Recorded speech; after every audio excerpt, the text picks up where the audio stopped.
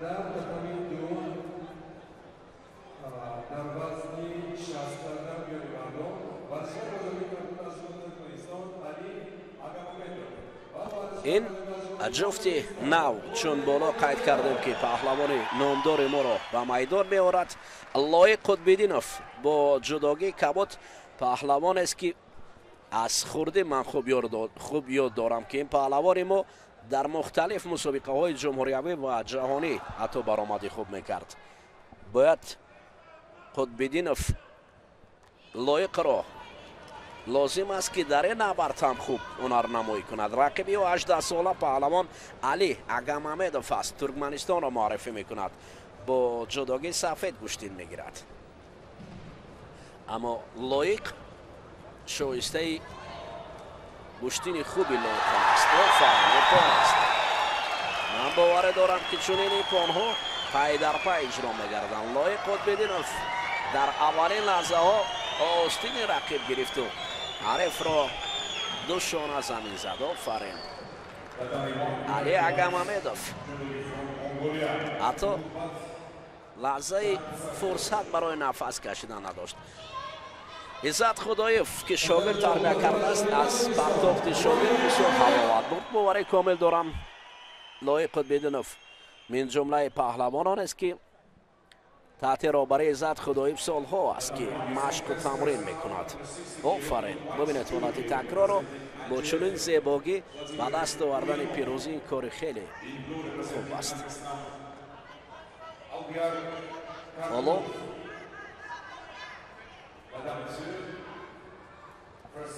ما از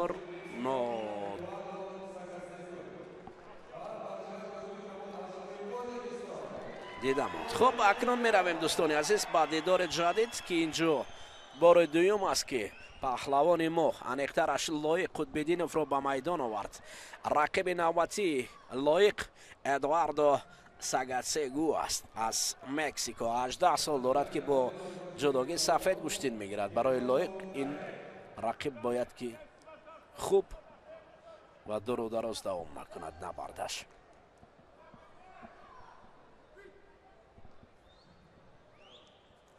رمزالدین سعیدov به حیث رفری این دیدار را حکمی میکند. عزت خدایف باشد لب تتمی نشسته و گوشتین شاگردش را تماشا میکند. اوه اولین وزاره لایق قطب‌الدینov حرکت‌هایش خوبتر است.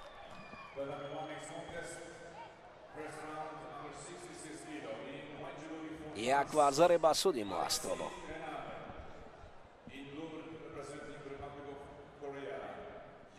بسیار چالاکانه لایق گوشتین میگیرد.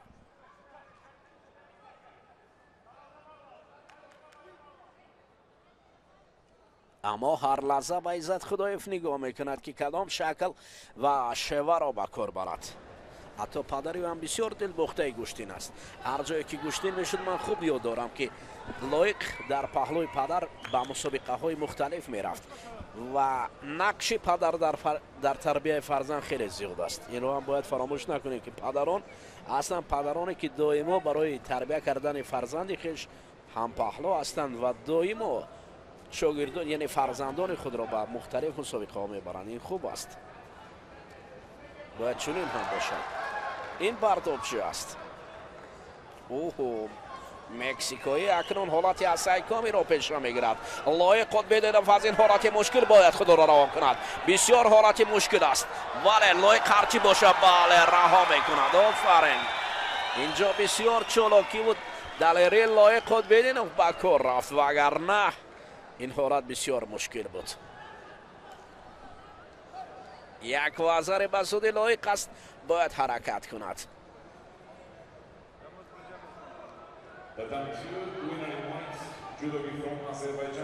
برای 2 دقیقه بیشتر وقت دارد.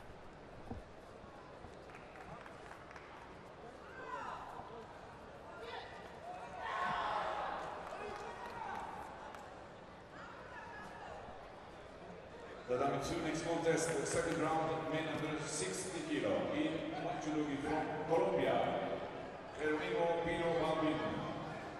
In judogi from Mexico, Juan Ramirez.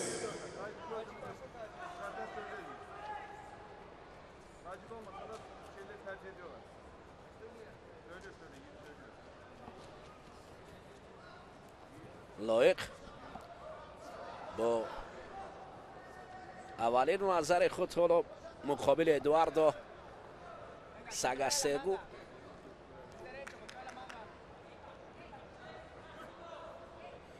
گوشتیر میگیرند.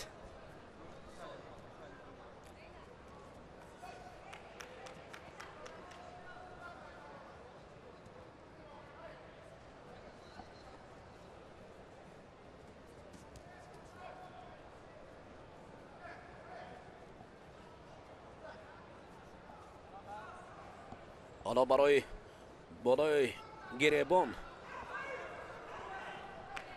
داشتن لایق بسیار چالاکتر است.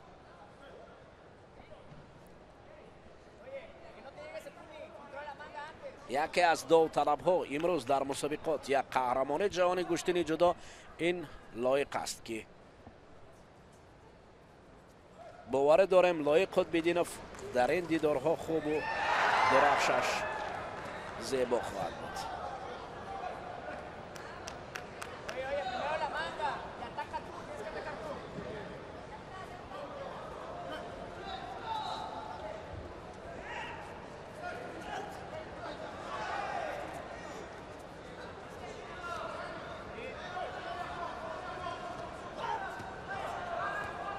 حالا چند ثانیه دیگر باقی مانده است. باور داریم که لایق این ثانیه ها را خوب پشت سر میکند و پیروز می شود.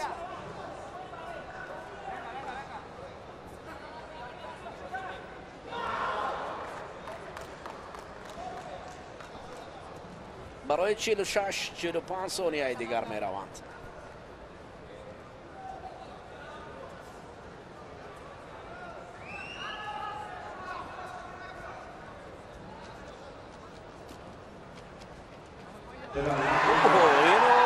چیماتا نوبت دیگر برای لایق خودبدینوف چگونه میسر می شود.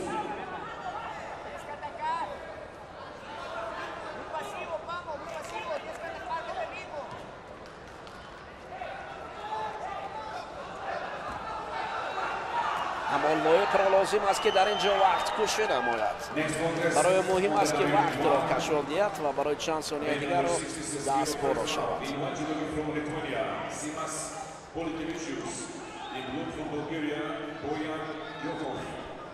7 ثانیه دیگر در بر است. حالا ببینید برای 7 ثانیه دیگر حرکت ادواردو است و لایق باشد از تتمی بیرون میشد و این پیروزی است برای پهلوان ما. لایق خودبدینوف پیروزی دومی خویش را استقبال میگیرد. نوبست از اون کشیدوی اول رو برای برآمدن برای نشان میدهد رمزالدین سعید.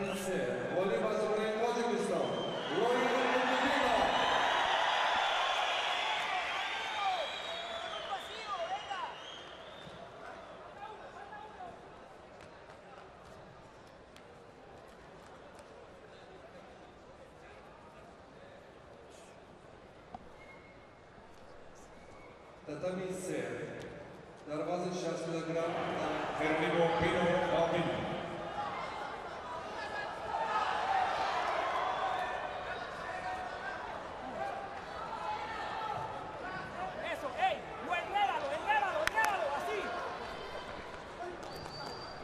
инак дӯстони азиз мутаваҷҷеҳ мешавем ба рақобати варзишгари мо. рӯ меорем ба вазни то 60 кило.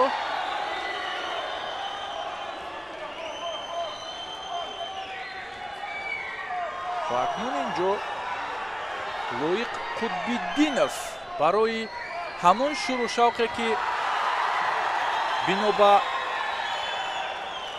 пирӯзии мадина толоро фарогир шуд, ҳамин шӯрушавқ ва ҳамин ангеза ва ҳамин болидарӯҳиро лоиқ идома бидиҳад, ҳадя кунад барои кулли тамошобинон ва ихлосмандони риштаи ҷудо ки алон дар толори баргузории қаҳрамонии ҷаҳони ҷудои миёни ҷавонон ҳузур дорад.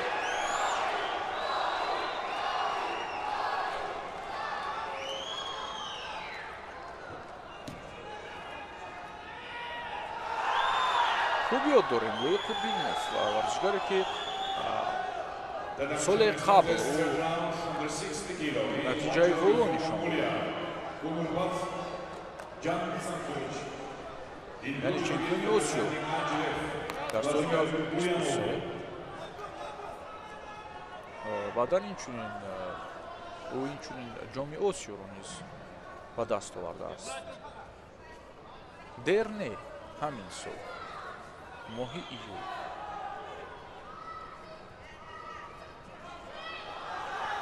و یک مرتبه جام آسیا رو گرفتیم سال و در چمپیونات قطعه اروپا اشتراک کرد. به هر حال این نیروسنجی حالا ببینید که مرکب است.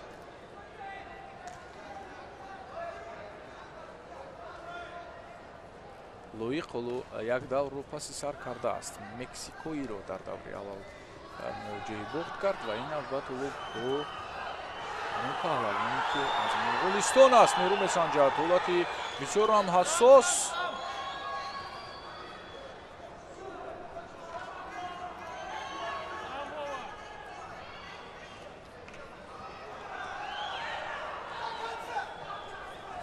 از لحاظ نتیجه ها دستاوردها لویق البته تفاوتی زیاد دارد نسبت به رقیب. چیماتا тамоинаге пай дар пай ҳамлаҳо иваз мешаванд. лоиқ шоиста ва ҳунармандона дар ин гилем рақобат дорад.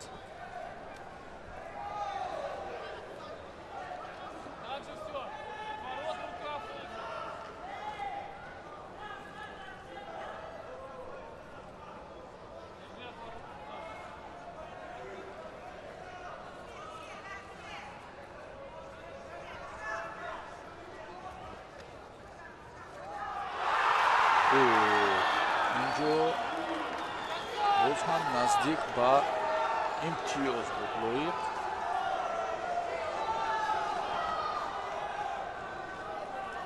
ولی حالا کم کم نمیرسد. دفاع رقیب خیلی خوش و خوب است. البته اطمینان دارم که این گیره کشوده می شود و لویق می تواند که یک باره رقیب را دو شانه زمین بیند.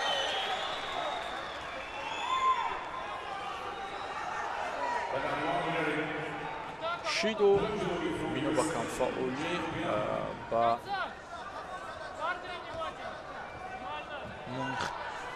یرگل ورزشکاری مغولستانی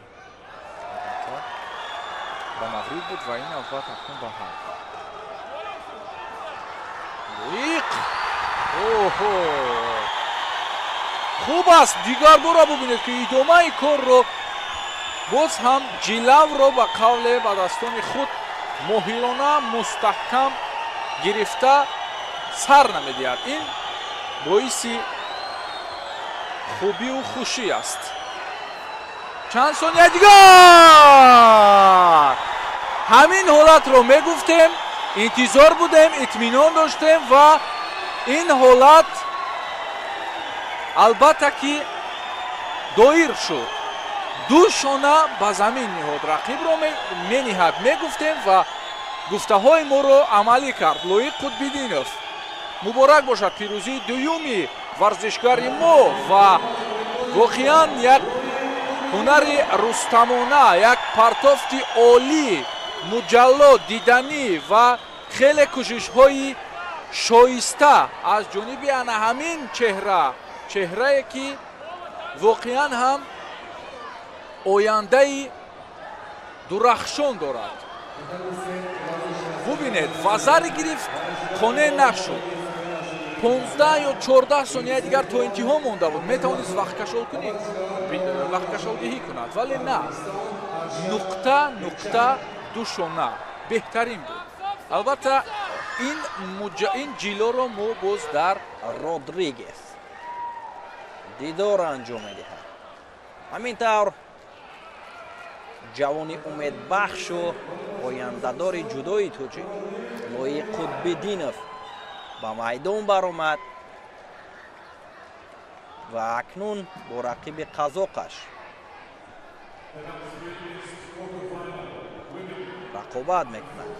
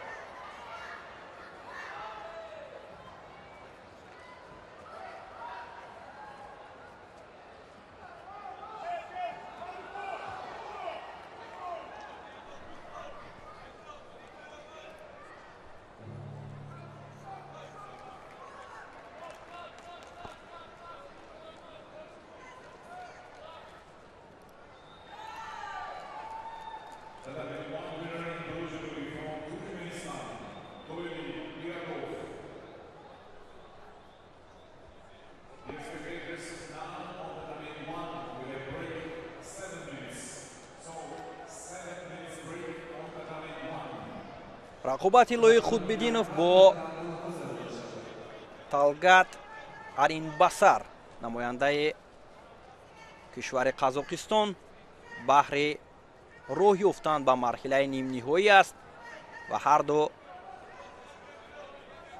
кӯшиш карда истоданд ки соҳиби имтиёз шаванд.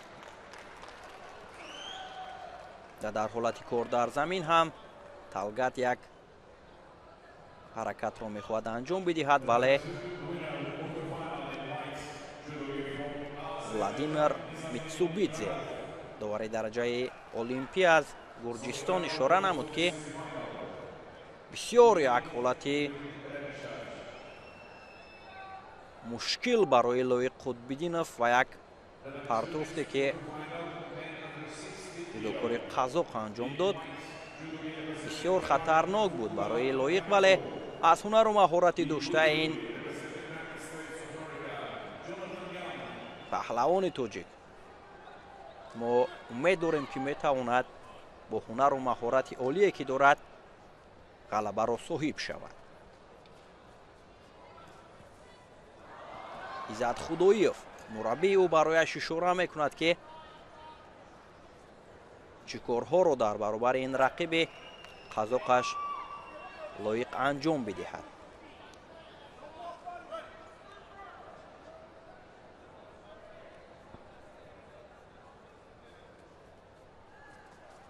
албатта марҳила ба марҳила нерӯсанҷиҳо мушкил мешавад, чунки беҳтаринҳо ба марҳилаҳои баъдӣ мераванд ва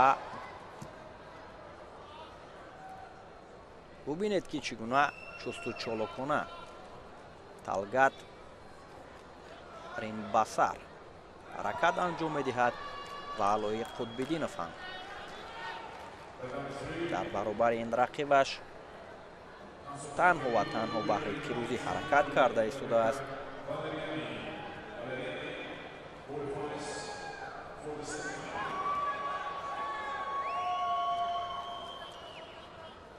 паҳлавони қазоқ 19 сол дорад ва дар мусобиқаҳои қитъавӣ миёни наврасону ҷавонон 3 нишони тилло ба даст овардааст.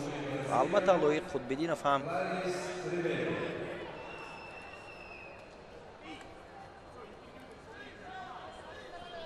ҷоизадори чандин мусобиқаҳои сатҳи байналмилалӣ ба ҳисоб меравад.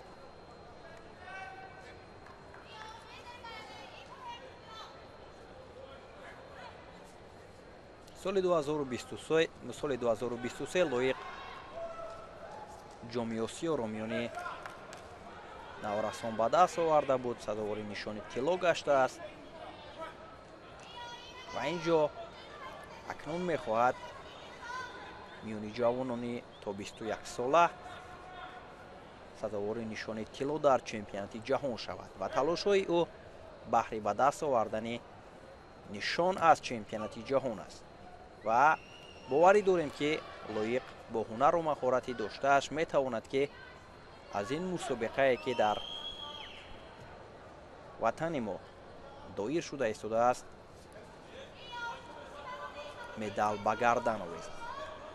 23 сонияи дигар то анҷоми вақти асосӣ ва ҳарду ҳам бо кӯшишҳоу талошҳое ки доранд то ҳол соҳиби имтиёз нашуданд ва аз ҳаракатҳоу рақобати ҷолибе ки то ин лаҳзаҳо доштанду доранд ҳатто барояшон шиду ҳам нишон дода нашудааст. ин аз он дарак медиҳад ки ҳам лоиқ ва ҳам рақибиё арзанда ҳунарнамоӣ карданд ва акнун дар голден скор нерӯсанҷии ин ҷуфтро таваҷҷӯҳ мекунем.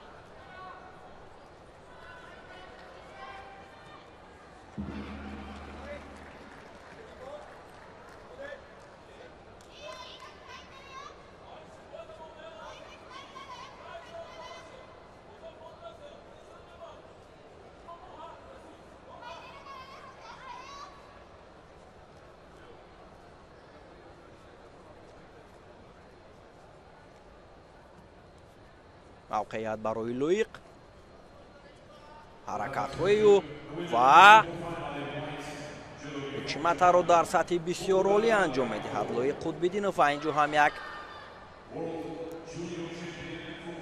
мавқеияти хуб дошт вале рақиб ҳам акнун тавре ки гуфтем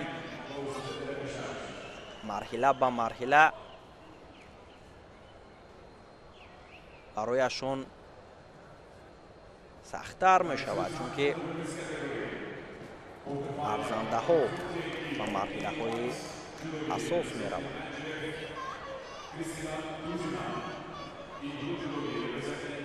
шидои аввал ҳам барои лоиқ ва ҳам барои талгат аз ҷониби митсубидзе нишон дода шуд.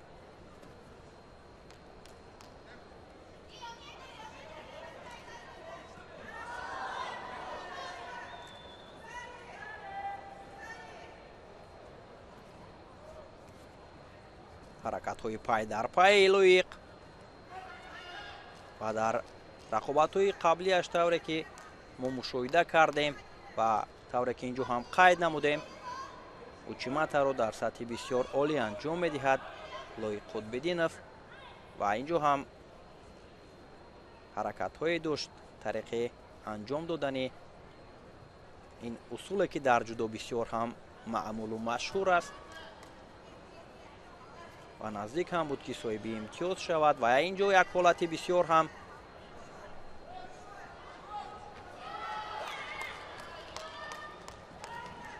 хуб дошт лоиқ барои дар ҳолати кор дар замин нигоҳ доштани рақиб дар ҳолати асетоми вале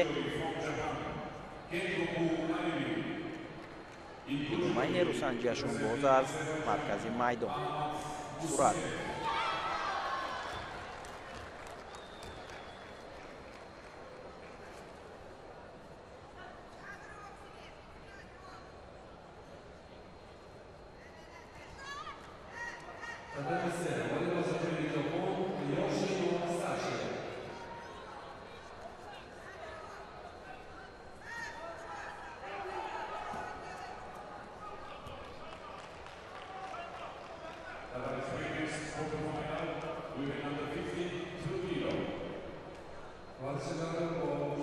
мавқеияти хубро инҷо лоиқ ишғол кардааст ва як сари зону нишаста ҳаракат кардан мехоҳад ва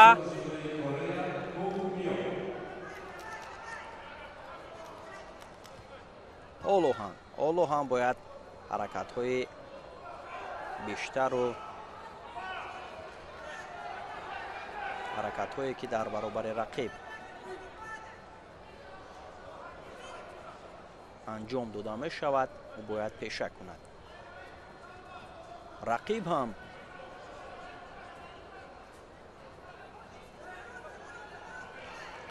фаъолона мубориза мебарад.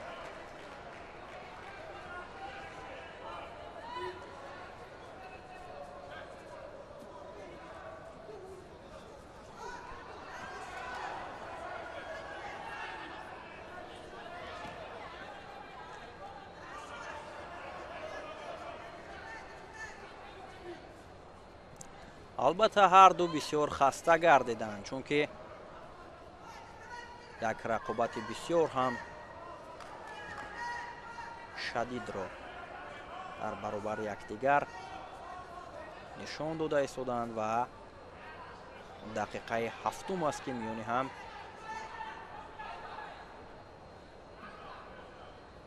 нерӯсанҷӣ мекунанд.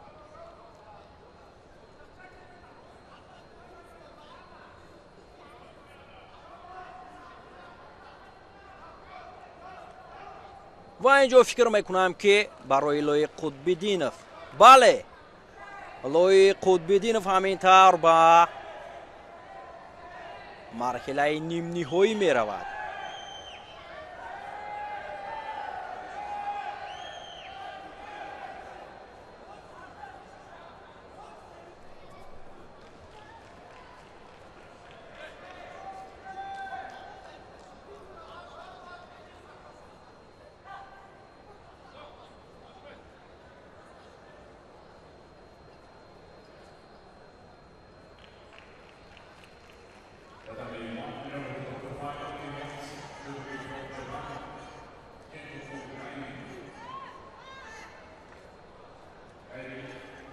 бале, Лои Қутбиддинов дар ин рақобати бисёр ҳам як рақобати шоистае ки дошт, барояш ҳам мушкилӣ ба миён овард барои ғолиб омадан. акнун рақобати марҳилаи нимниҳоӣ дар вазни то 66 кило миёни Лои Қутбиддинов бо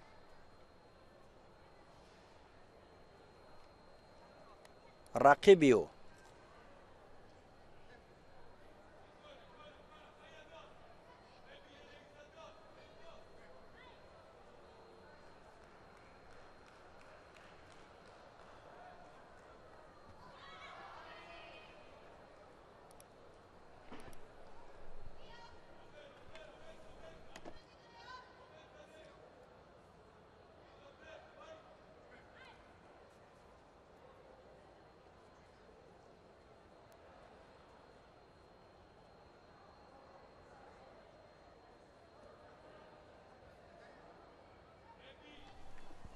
рақобати Лои Қутбиддинов бо Муродалиев Муроддил аз кишвари Узбекистон баҳри роҳ ёфтан ба марҳилаи ниҳоӣ аст ва кӯшишҳоу талошҳои лоиқро инҷо мутаваҷҷӯҳ мешавем ки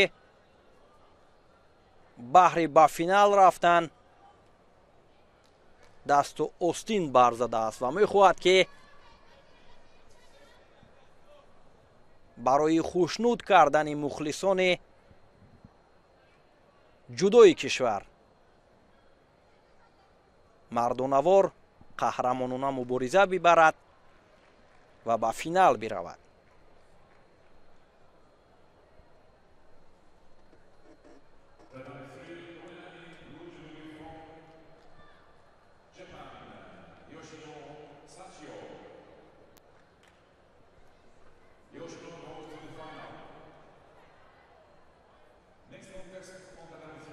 ин рақобати панҷуми Лои Қутбиддинов дар мусобиқаи имрӯза ба ҳисоб меравад.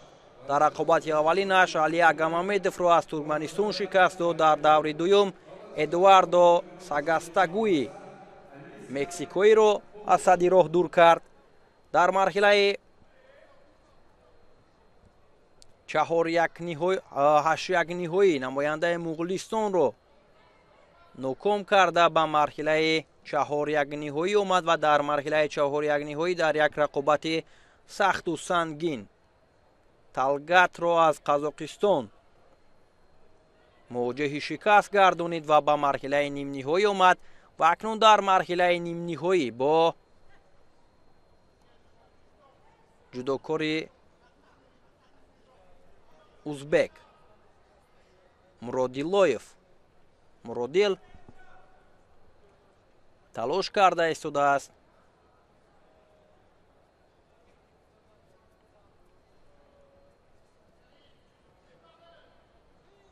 камкории Лои Қутбиддиновро инҷо довар ба инобат гирифт ва барояш шиду нишон доданд.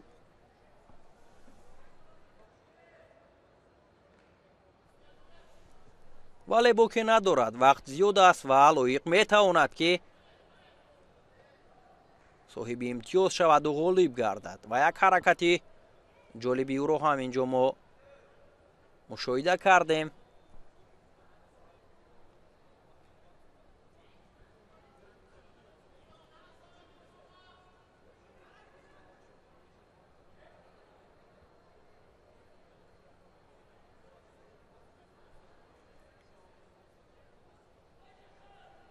нерӯсанҷӣ идома меёбад.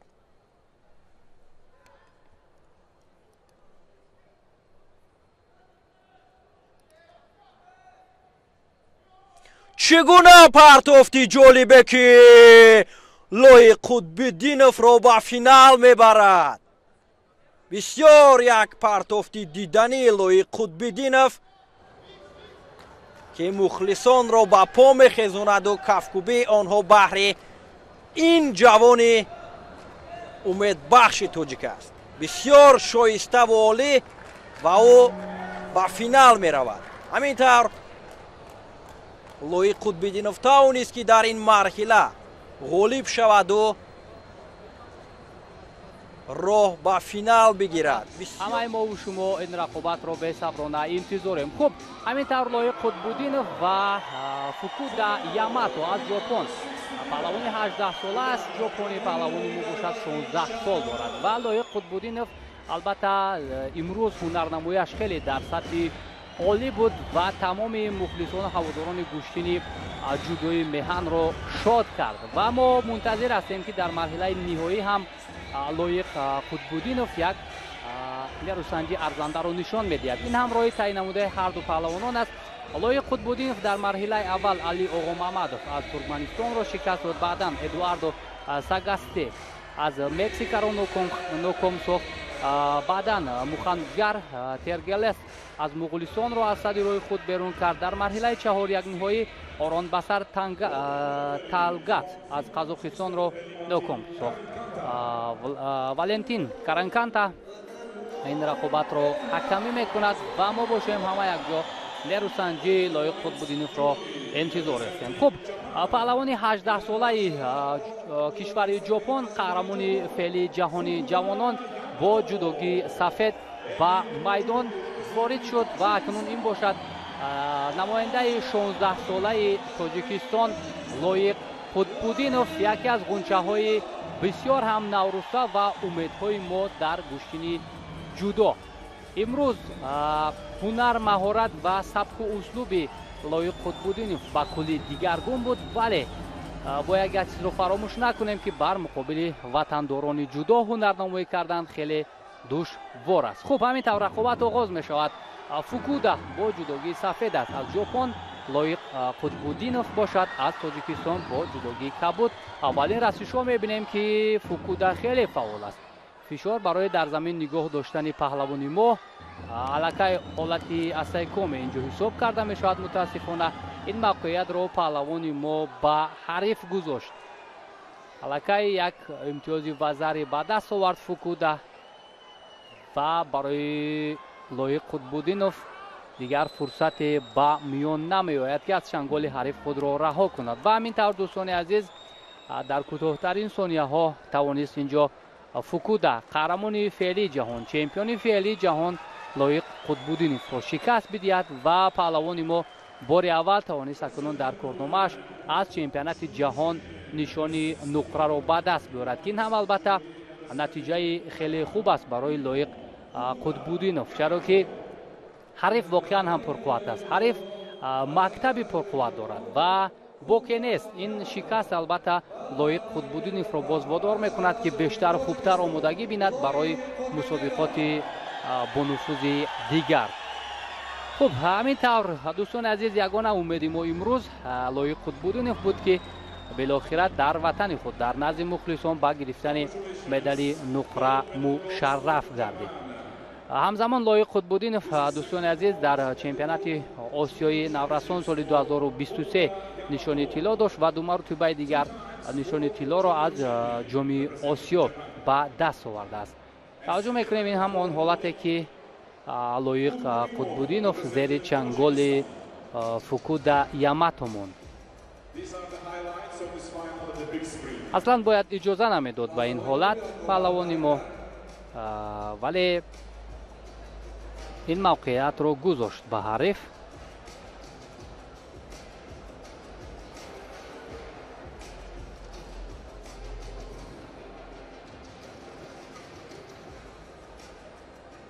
After highlights, we do the awarding ceremony, so please be prepared for the awarding ceremony.